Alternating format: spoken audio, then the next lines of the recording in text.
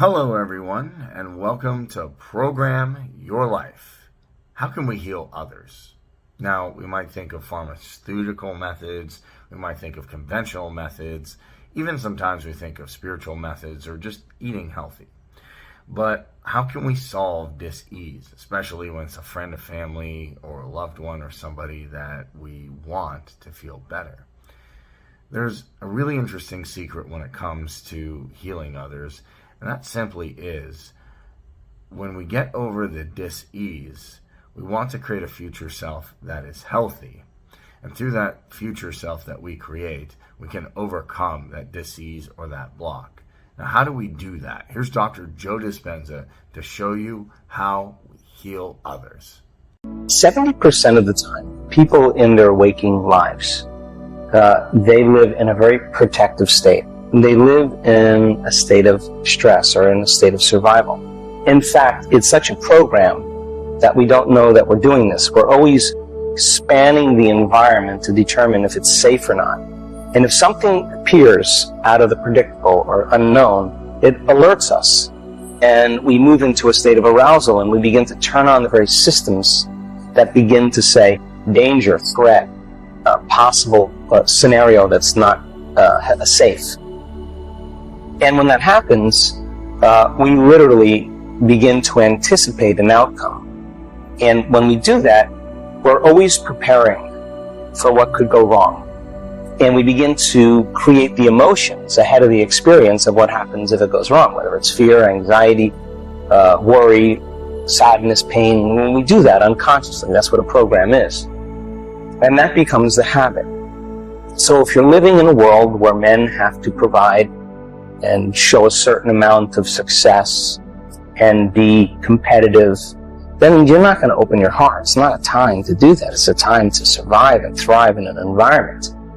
And yet, in our work, I see men that if they practice opening their hearts, and it's just being a child again, being a boy again, being curious, being wondering, being free, allowing yourself to let go. And for men, we have to lay down the very thing we used our whole life to get what we want, for something greater to occur. Now, the side effect of that, when men truly do this, I've seen them instantaneously heal from serious heart conditions where they couldn't take more than 40 steps without having an angina reaction, severe chest pain, to stage 4 cancer. The house of cards, when it falls, energy moves into a different place, and the body begins to release 13 or 1400 different chemicals that begin to restore and repair the body. So to the intellectual mind, if a man begins to understand that when they open their heart, they could heal. When they open their heart, they can lead from a different consciousness, that it's actually an advantage, and they understand the science of why in their rational mind, then they go after it. Now they're in hot pursuit of it because it makes sense to them. But there's not a lot of evidence or support in our environment for men to be vulnerable. And yet the latest research shows that vulnerability is one of the 5 top qualities for a great leader. So when men begin to think this through, they start to slowly by slowly, just like a flower blooming, petal by petal, they start trusting a little bit more. They start opening up a little bit more. They start getting happier. They start breaking down the wall, the facade that they've created to have an appearance of being a certain way for the world, and yet feeling so empty inside of it. They start realizing that the joy that they want never came from success, never came from wealth or popularity or whatever men do, but it really comes from within. So we give them numerous opportunities to practice, numerous opportunities to connect. And the heart opens also when you care for another person, when you care for other people, when you give, when you experience gratitude. So a lot of times men, when we do our healings, when we heal other people, you got to be in your heart. And in a very indirect and sneaky way, I know that when I get men in that state and their passion to truly give, that's why they provide with such intensity, is framed in a different way. Heart opens up, and then they become more like a child again. They become free and relaxed and less rigid.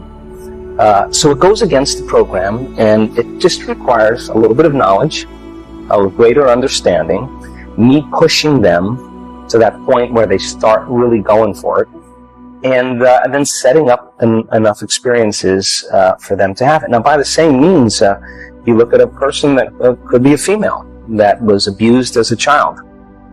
She doesn't understand why she lives her life a certain way, but it's that experience that has confused her or caused her to close off from feeling certain things as well.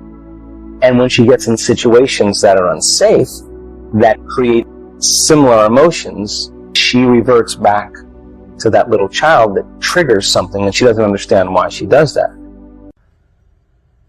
Hello, everyone. So I hope you're enjoying this. Really, it's a beautiful gift to heal others, to heal them from their dis-ease, and to heal yourself. And it comes down to, even if you're eating right, doing everything correctly, seeing that future self, because the power of your subconscious mind can overcome any obstacle, including health ones. And so when you give somebody like that enough opportunities to feel safe, they're going to come up against that wall, that event. And when they move through it, their body is going to experience the freedom it felt before that event 30 years ago. And there'll be a complete reorganization of information in the body. There'll be a reorganization of body's physiology. So then when you see a person then stand on the stage, who's a man who's in his late 60s, who has severe heart condition, and he tells his story of his struggles and how hard it was for him to open his heart, and how unhealthy he was, and all the things he did medically, all the things he did with his diet, matter to matter, all the things he did with psychotherapy that really helped him to understand why he is the way he is, but never really giving him the instructions, the formula of how to get out of it. And he tells his story of what happened to him, and he articulates it beautifully. And you look out in the audience of 1,000 people, and you see men crying, because he's reaching them on some level. And he doesn't look like a movie star, and he doesn't look particularly young or successful, or looks just like everybody else, just a common person. And he tells the story of what happened to him during the walking meditation, and how he experienced in one walking meditation that he could walk the whole entire beach for the first time in 20 years without any chest pain. And he was doubting, like, this can't be. What happened? Well, he got so involved in becoming a different persona, a different personality, that he left the old person behind. And his body was believing that he was literally in the new life. And all of a sudden, in a matter of seconds, his body begins to respond. Now, he articulated in great detail his doubt in front of an audience, because when that happens, you start disbelieving. So he goes out the next day and he says, now that I can walk, today is the day. Why not become somebody else, become my future self? So now, in the same passion he did to provide for his children, to provide for his family, to create a good life for himself and his loved ones, he goes out with that same passion, but he directs it inward to himself. He walks on that beach. I was standing right next to him. He says to the audience, in one moment I felt a level of love that I had never felt in my entire life. And he said, and then I heard somebody screaming. And then I realized it was me. That I had never, the energy that was in my body caused me to, I had to let it out. And he said, and I had never felt anything like, I was standing right next to him. And he tells that story to 1,000 people. And I'm watching the men in the audience moved out of their normal self. Not from some Hollywood production, not from some movie, but evidence evidence right in front of you. It's like the 4-minute mile.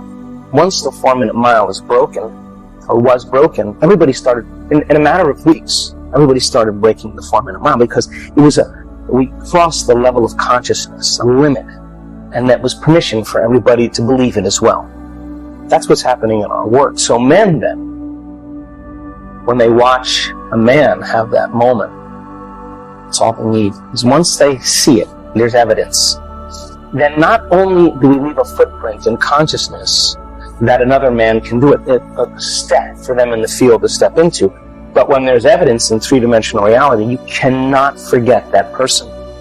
And you say to yourself, well, if he can do it, I can do it. And if he's 66 years old and he couldn't take more than 40 steps and I've got a bad knee or I'm walking with a crane or a crutch, whatever, well, hell, all I gotta do is do what he did. And all of a sudden you have these people as a community beginning to unify, a living organism, a group of species of human beings that are beginning to understand that there's more things that are possible. And all of a sudden it becomes a collective consciousness, and then the miracles keep happening. So all we need is that one person in the beginning. And when they tell their story in humility and in grace and in simplicity, in curiosity, it gives people permission to begin to step out. And so I'm so proud of our community. I'm so proud of our culture, because we have men now that know how to open their hearts, and they can lead with an open heart. And God, we need enough of those. And we have women who have taken care of their families and sacrificed and compromised and held things together and put themselves second for their children and for their family and their loved ones.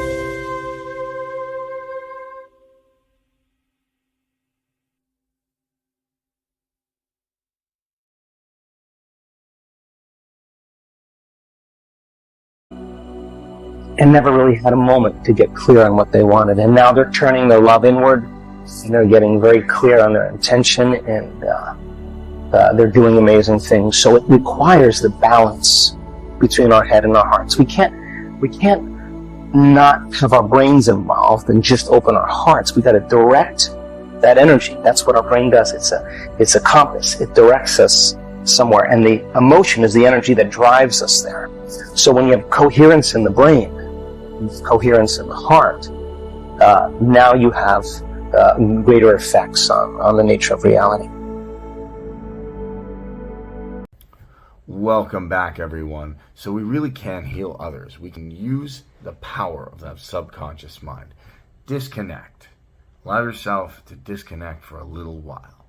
Hold in that intention. Allow yourself to relax. Use the power of the subconscious mind to see that future self that's healthy, that's fit, that's not overweight, that doesn't have this complication, that doesn't have this problem, that doesn't have that disease. And through that, you start to create a new reality and a new self that you can be proud of.